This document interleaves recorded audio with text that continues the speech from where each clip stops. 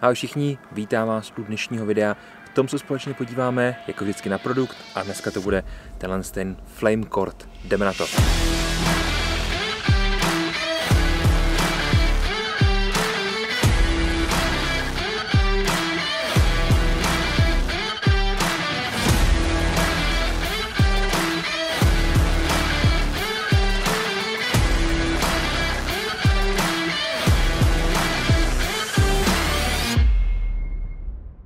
Tak nějak jsem si říkal, jestli vlastně má smysl tady pro vás dělat představení klasického parakordu.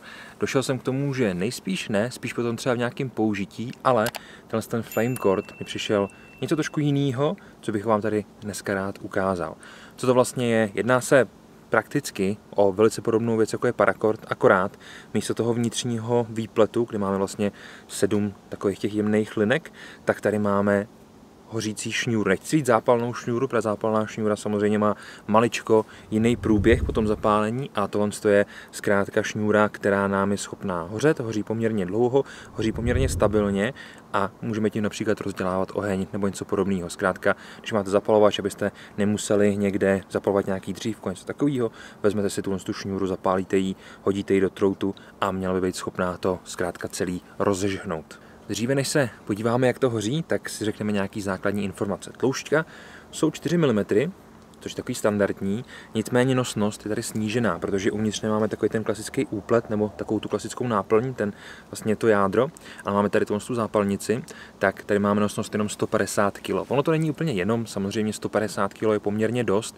a jsem rád, že tady nemáme třeba 30-40, jelikož pak když to vlastně dotahujete, tak by se to třeba mohlo roztrhnout a v tomhle případě na použití například na přístřešek nebo něco podobného to můžete úplně v pohodě používat. Byla by to trošku škoda, protože metr téhle srandy stojí 45 korun, což mi přijde docela dost, ale zase nepotřebujete toho 30 metrů, abyste to táhli někde sebou úplně v pohodě.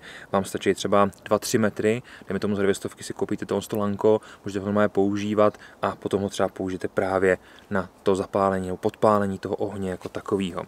Co se týče dalších věcí, tak vlastně ten obal je nylon, uvnitř potom, uvnitř toho úpletu to jádro je potom už ta konkrétní zápalná šňůra a poslední taková informace, metr váží 5,5 gramu. Nevím, jestli to je úplně důležitý, ale radši to říkám. Pojďme se podívat, co to umí. Takže tady trošku odmotám, aby jsme se do toho mohli podívat.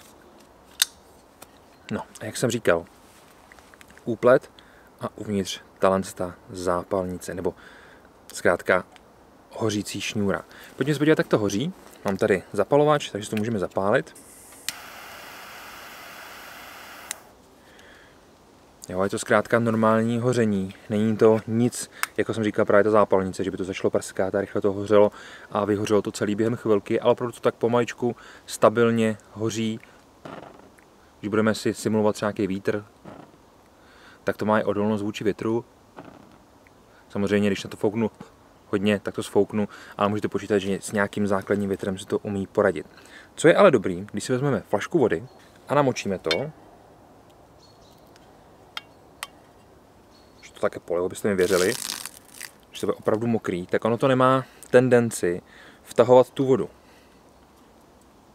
Když to tam pořádně vymácháme, tak krásně je vidět, že ten obal je mokrý, ta zápalnice tedy taky, ta šňůra zkrátka. Když to zapálím, tak se to tu vodu vyprská a je schopný to hořet. Což je super, jelikož když vám například zmoknete, nebo něco podobného, tak můžete počítat s tím, že to zkrátka bude stále odvádět tu službu. Je možný, že třeba už ne tak precizně jako předtím, jelikož se to musí zkrátka tu povrchovou vodu vyprskat a ten vnitřek vlastně nemá takovou tloušťku, tolik té hmoty, aby to bylo stabilní, tak i tak úplně v pohodě jste schopný s tím stále právě ten trout podpálit, což si myslím, že je naprosto super vlastnost. No, ale nakonec je to stále ten paracord, z kterého si můžete dělat náramek, můžete si ho zaplít do náramku, aby se tam měl třeba aspoň 10 cm, nebo pochopitelně z toho můžete udělat nějakou klíčenku.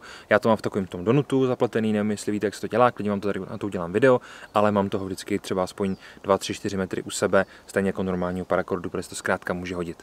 Přátelé, děkuji vám moc za vaši pozornost, tohle to byl Flame Cord u nás na kanále Top Army Shopu, když vás zaujal, jako vždycky dole v popisku videa se na ně můžete podívat, jak jsem říkal, 45 Kč metr, ale myslím si, že 1 metr na takovouhle srandu úplně v pohodě stačí. Díky moc, mějte se krásně a někdy příště. Ahoj.